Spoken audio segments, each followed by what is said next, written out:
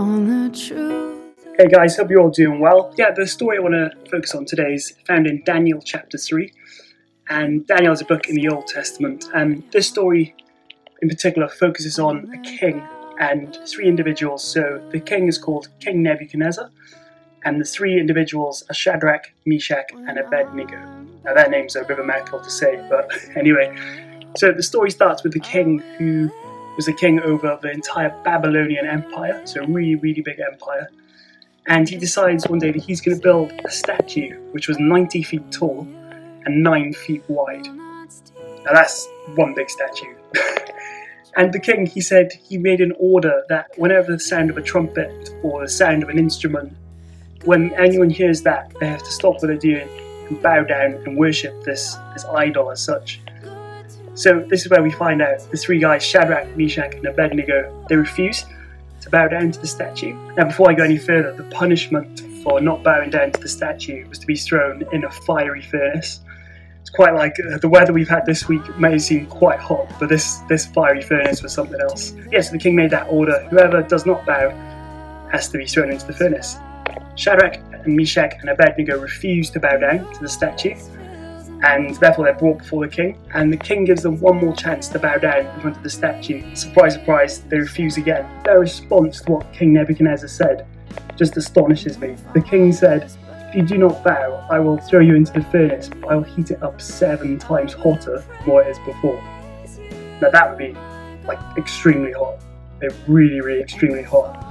But Shadrach, Meshach and Abednego's response is just something that just truly amazes me. They say, "O King Nebuchadnezzar, you can throw us in the fire, but we have confidence that our God will save us." They're not the exact words that they said, but it was something along the lines of, "We don't need to be afraid, because we have confidence that our God will save us from this furnace."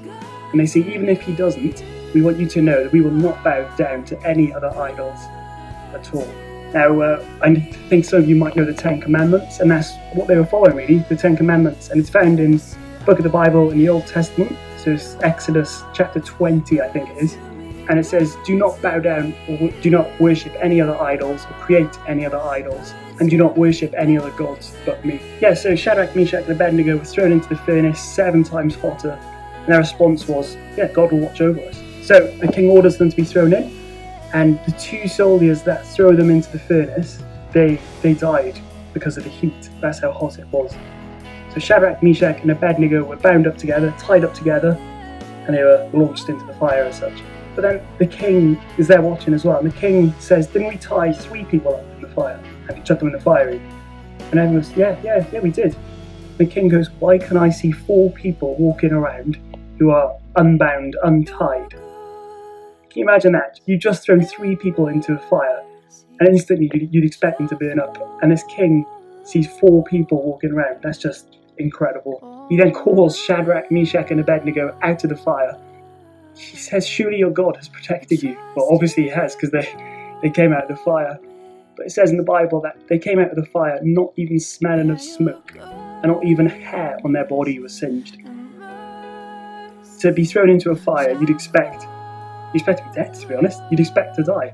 But they came out completely unscathed. And that's because God was walking right beside them. The point I want to make today is just that confidence that they had, and that confidence that particularly I have as a Christian, that God is beside me every step of the way. And during this time of COVID and lockdown, times may seem rough, times may seem fiery, and it may feel like there is no hope. It may feel like that sometimes. I know I've definitely felt like that during lockdown. I've been just wanting it to end and just things to get back to normal. But it's difficult, it's hard, and I can say with confidence that I've seen God walk beside me. And I know he's beside me, and even when I can't see him or I can't hear him, or I feel like he's very far away from me, I just know he's there beside me every step of the way. That's briefly the point I wanted to make tonight. I'm still absolutely boiling. This weather is brilliant, so I hope you're all enjoying it. So yes, stay safe guys, and I hope you all have a great rest of the week. Don't forget to join in our Luke Reading Challenge. You can keep up to date with all of our videos on the Vantage Instagram and Facebook.